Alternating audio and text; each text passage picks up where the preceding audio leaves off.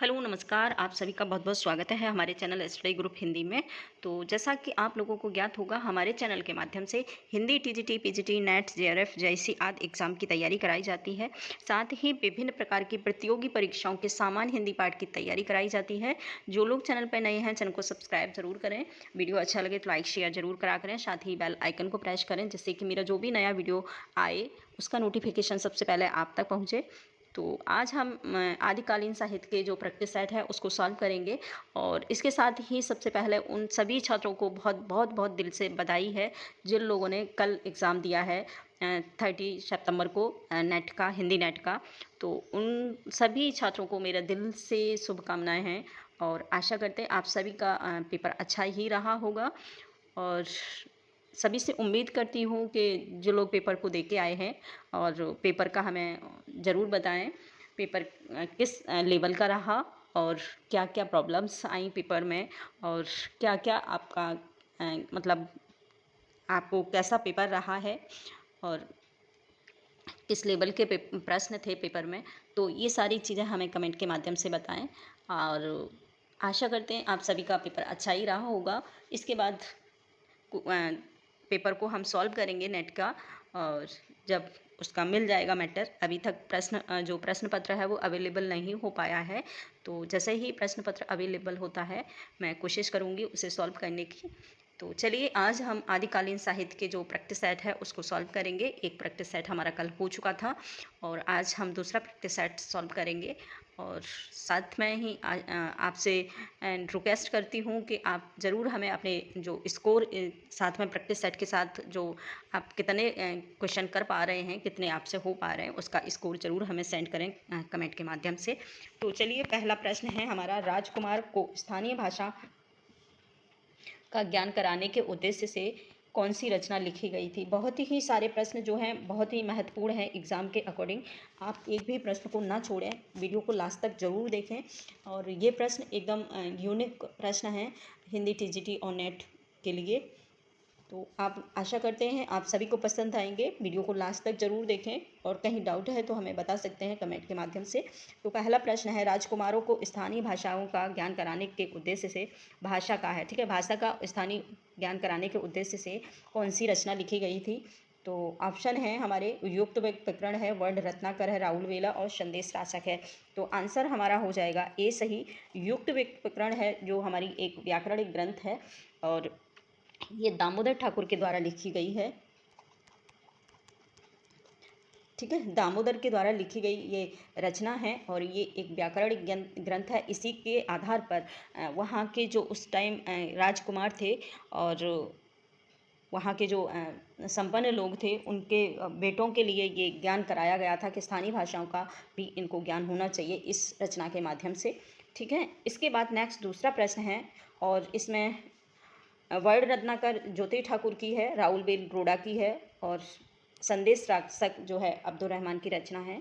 ठीक है, इसके साथ ही नेक्स्ट दूसरा प्रश्न है, युक्त व्यक्त प्रकरण की भाषा। ठीक है, युक्त व्यक्त ऊपर जो हमारा प्रश्न आया उसकी भाषा हमें बतानी है।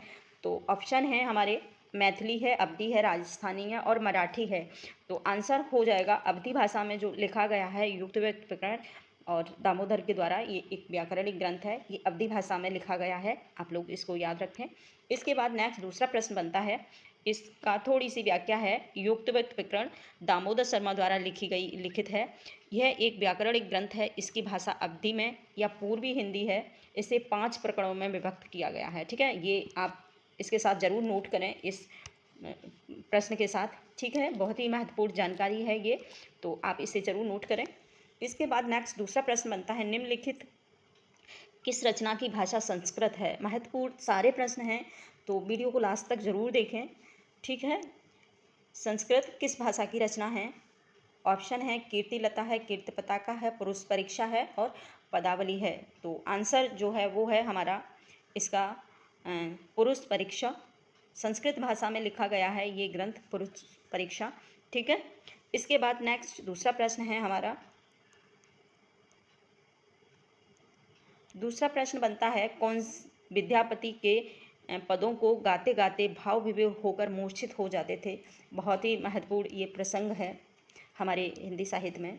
जहाँ अब आप लोग कृष्ण भक्ति शाखा में पढ़ेंगे तो आपको ये प्रकरण जरूर मिलेगा कि जो चैतन्य महाप्रभु थे वो क्या थे कि विद्यापति की रचनाओं को सुनते सुनते वो इतने भाव विभोर हो जाते थे कि वो मूर्छित हो जाते थे। ठीक है, इसके साथ ही नेक्स्ट दूसरा प्रश्न है, तो आंसर हमारा फर्स्ट सही होगा, चैतन्य महाप्रभु। ठीक है, दूसरा प्रश्न है, किसने विद्यापति को अपरूप का कवि माना है? ठीक है, किसने विद्यापति को अपरूप का कवि माना है? और आप आंसर हैं, ऑप्शन है हमारे बच्चन सिंह हैं, राम कुमार वर्मा हैं और आचार्य रामचंद्र शुक्ल हैं, हजारी प्रसाद द्विवेदी हैं। तो आंसर हमारा फर्स्ट सही हो जाएगा, बच्चन सिंह ने ही विद्यापति को अपरूप का कवि माना है। इसके बाद नेक्स्ट दूसरा प्रश्न बनता है, विद्यापति की कुल कितनी रचनाएं हैं? बहुत ही महत्वपूर्ण, बहुत बार एग्जाम में ये रिपीट हुआ है प्रश्न, तो आप लोग इसे याद रखें। ऑप्शन है हमारे 18 हैं, 19 हैं, 17 है और 16 है। तो आंसर जो इसका माना जाता है वो मूल रूप से 14 रचनाएं मानी जाती हैं, लेकिन इसमें 14 ऑप्शन में नहीं है, तो आप इसे 16 मानेंगे, क्योंकि कुछ ऐसी रचनाएं हैं इनकी कि जो मूल रूप से अभी तक इनका मतलब उल्लेखित नहीं हुई हैं। वैसे तो हालांकि में इनकी जो रचनाएं हैं, बहुत सारी इन्होंने रचनाएं लिखी हैं, लेकिन जो प्रकाशित रचनाएं यानी कि उल्लेखित रचनाएं हैं, जो सबकी जानकारी में प्रमाणिक रचनाएं हैं, वो इसमें 16 लिखी हैं और मूल रूप से 14 हैं। तो आप दोनों को ही याद रखें, 14 और 16।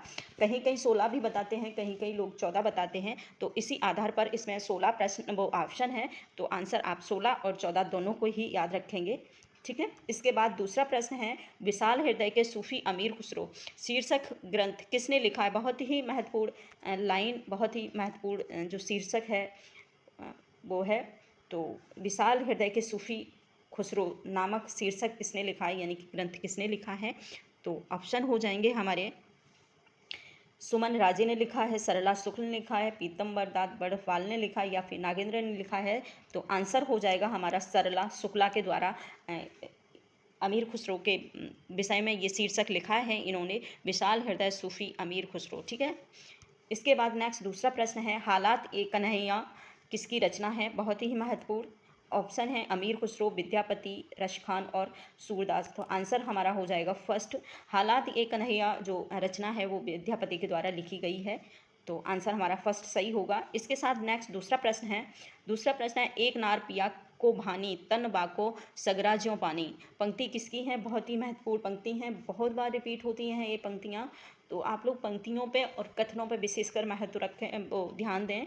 ठीक है, ऑप्शन है हमारे विद्यापति, जगनिक और अमीर खुसरो और कोई नहीं है, तो आंसर हमारा ए सही हो जाएगा। ये कथन विद्यापति के द्वारा लिखा गया है, वो सॉरी अमीर खुसरो के द्वारा है, ये जो युक्ति है ये अमीर खुसरो की है। ठीक है, इसके साथ ही नेक्स्ट दूसरा प्रश्न है, अमीर खुसरो का जन्म किस जिले में माना जाता है? तो सादा सा प्रश्न है, बहुत ज़्यादा कठिन नहीं है, बरेली है, गाजियाबाद है, जौनपुर है और एटा है, तो आंसर एटा हो जाएगा। एटा में ही अमीर खुसरो का जन्म माना जाता है। ठीक है, और एटा में ही तुलसीदास का कुछ लोग जन्म मानते हैं, तो इन दोनों को आप लोग याद रखें, अमीर खुसरो को और तुलसीदास को। कोई कोई लोग है ना रामपुर को लगभग मानते हैं तुलसीदास का जन्म, और कोई कोई लोग एटा में मानते हैं, तो इसी आधार पर आप दोनों को याद रखें, अमीर खुसरो को और तुलसीदास को। ठीक है, इसके बारे में थोड़ा सा इसकी व्याख्या है, अमीर खुसरो का जन्म 1254 ईस्वी में एटा ज़िले के पटियाली नाम के ग्राम में हुआ था। बहुत ही महत्वपूर्ण इसका जो ये लाइन है, आप इसे ज़रूर अपने नोट्स में मेंशन करें। इसके दूसरा प्रश्न है, निम्नलिखित कौन सी रचना अमीर खुसरो की है? अमीर खुसरो की हमें रचना बतानी है कि कौन सी है। ऑप्शन है हमारे खालिक बारी है, खालिक बारी अमीर खुसरो की रचना है, हालात ए कन्हैया ऊपर अभी बताई थी, और नजरान ए हिंद, तो ये तीनों ही जो रचना है वो अमीर खुसरो की हैं। उपयुक्त हमारा आंसर हो जाएगा 4 सही, उपयुक्त सही सभी। इसके बाद नेक्स्ट दूसरा प्रश्न है हमारा, खूनी सेज डराव नी लागे बेहर आगेन मोहे डस डस जावे। पंक्ति किसकी हैं? बहुत अच्छी सी पंक्ति हैं, सूनी सेज डरावनी लागे बेहरा आंगन मोहे डस डस जावे। ठीक है, ऑप्शन है हमारे विद्यापति हैं, चंद्रबरदाई हैं, अमीर खुसरो हैं और स्वयंभू हैं, तो आंसर जो इसका होगा वो होगा अमीर खुसरो। अमीर खुसरो के ही द्वारा ये प्रकार की युक्तियाँ दी गई हैं और बहुत ही महत्वपूर्ण इनकी पंक्तियाँ रही हैं, बहुत महत्वपूर्ण इन्होंने अपना विचार प्रकट किए हैं हमारी हिंदी जगत में। इसके बाद नेक्स्ट दूसरा प्रश्न है, भारतेश्वर बाहुबली रास किसकी रचना है? तो ये सालिभद्र सूरी की रचना है, भारतेश्वर बाहुबली रास। ठीक है, सालिभद्र सूरी की रचना है। ऑप्शन हमारा सेकंड सही हो जाएगा। इसके बाद जो प्रश्न है दूसरा ऑप्शन, आबू रास किसकी रचना है। बहुत ही महत्वपूर्ण सारे प्रश्न हैं, प्रश्न को लास्ट तक जरूर देखें वीडियो को। आबू रास किसकी रचना है। देवगढ़ की है, आसुक की है और उदयवंत की है, पलहड़ की है। तो आंसर हमारा हो जाएगा सेकंड वाला सही, आसुक के द्वारा ही आबू रास लिखा गया है। ठीक है, इसके बाद प्रश्न है हमारा, सॉरी, पलहड़ के द्वारा लिखा गया है, ये पलहड़ के द्वारा लिखा गया है आबू रास। ठीक है, बहुत ही महत्वपूर्ण रचनाएं हैं इसमें, तो आप लोग इसको ज़रूर याद रखें। पलहड़, ठीक है, ये नहीं है, आसुक नहीं है। ठीक है, इसके बाद बुद्ध रास किसकी रचना है। तो बुद्ध रास जहाँ तक है सालिभद्र सूरी की रचना है।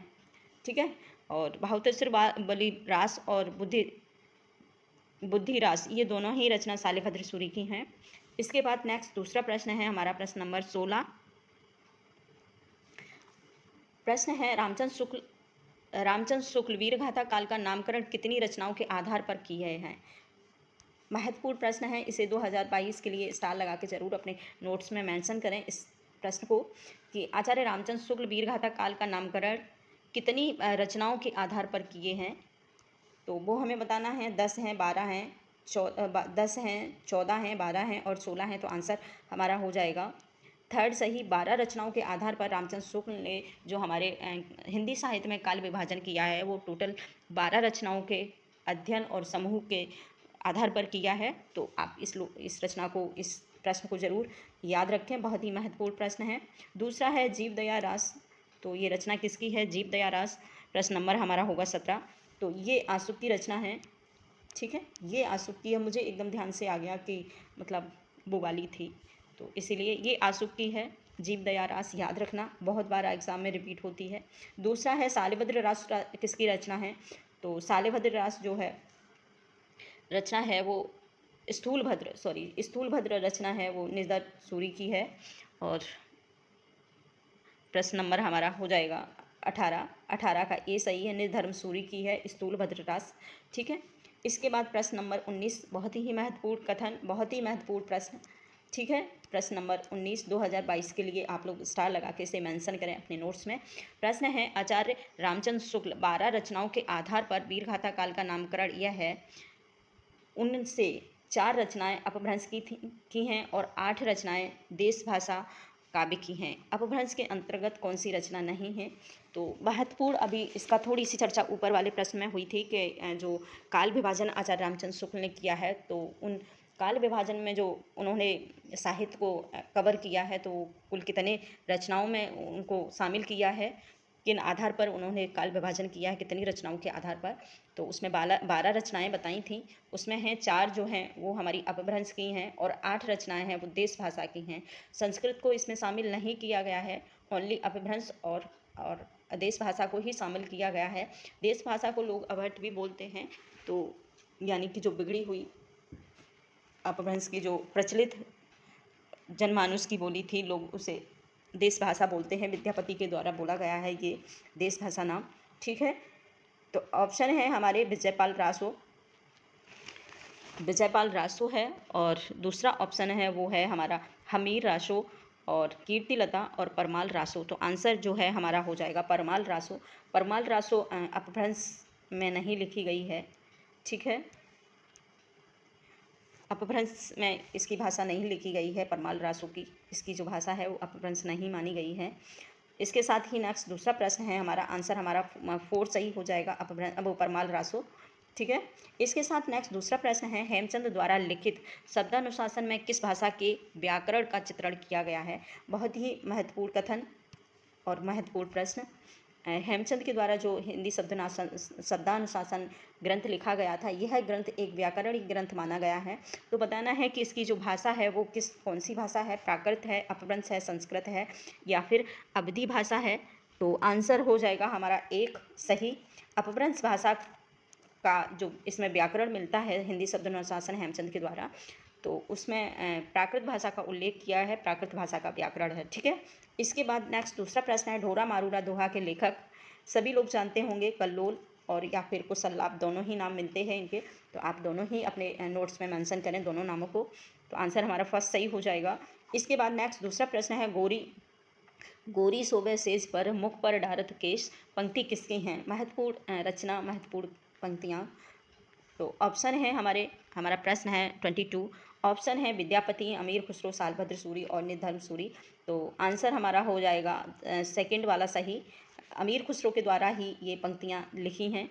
इसके बाद नेक्स्ट दूसरा प्रश्न है, सजन सकारे आएंगे नैन मरेंगे रोए, विधना ऐसी रेन कर भोर कभी ना हो। महत्वपूर्ण लाइन, बहुत बार एग्जाम में आई है ये वाली लाइन, विधना ऐसी वो रेन कर भोर कभी ना हो। महत्वपूर्ण और ये इसके साथ ही एक और प्रश्न बनता है कि अमीर खुसरो ने ये पंक्तियाँ किसकी मृत्यु पर कही थी। बहुत ही ज़्यादा महत्वपूर्ण ये प्रश्न बन जाता है। इस प्रकार का जो तथ्य होते हैं वो तथ्य बहुत ही एग्जाम में आते हैं, नेट में भी और हिंदी टीजीटी पीजीटी दोनों में ही तथ्यों को बहुत महत्व दिया जाता है। तो आप लोग इस प्रश्न को ज़रूर स्टार लगा के 22 के लिए मेंशन करें, ठीक है। तो इसमें जो है ऑप्शन है निजामुद्दीन औलिया, गणपत ठाकुर या फिर मुनीउद्दीन चिश्ती। दूसरा है राजा गज सिंह। तो आंसर जो होगा हमारा वो होगा आंसर होगा हमारा थर्ड सही, मुईउद्दीन चिश्ती के विषय में ही इन्होंने कहा है, क्योंकि कहीं कहीं अमीर खुसरो ने जो शिक्षा प्राप्त की है वो मुईउद्दीन चिश्ती के प्रसंग में आकर इन्होंने अपनी शिक्षा ग्रहण की है। तो इन्हें एक गुरु के रूप में भी मानते हैं ये। इसी के आधार पर इन्होंने ये कथन कहा है, सजन सकारे जाएंगे नैन मरेंगे रोए, विधना ऐसी रेन कर भोर कभी ना हो। अमीर खुसरो के द्वारा ये कथन कहा गया है और ये मुईउद्दीन चिश्ती के लिए कहा गया है उनकी मृत्यु पर, ठीक है। इसके बाद नेक्स्ट दूसरा प्रश्न है, कछली रास के लेखक हैं कछली रास। तो ऑप्शन है हमारे प्रज्ञा तिलक, उदयवंत और देहड़ पलहड़, ठीक है। तो आंसर हमारा फर्स्ट सही हो गया, प्रज्ञा तिलक के द्वारा ही ये कछली राजरास लिखा गया है, ठीक है। तो आंसर हमारा फर्स्ट सही हो जाएगा। इसके बाद नेक्स्ट और लास्ट प्रश्न है हमारा, गए सुकुमार रास किसकी रचना है? गए सुकुमार रास किसकी है? ऑप्शन हैं जो हैं हमारे वो हैं पलहड़ हैं, देहड़ हैं, सारमूर्ति हैं और आशु हैं, ठीक है। तो आंसर हमारा सेकंड सही माना है, सेकंड सही हो जाएगा। देहलड़ के द्वारा ही लिखा गया है गए सुकुमार रास, ठीक है। तो आज इतना ही। यदि किसी को कहीं भी कोई डाउट होता है और आपके अकॉर्डिंग कैसे प्रश्नों का कलेक्शन होना चाहिए तो हमें कमेंट के माध्यम से बता सकते हैं। So thank you.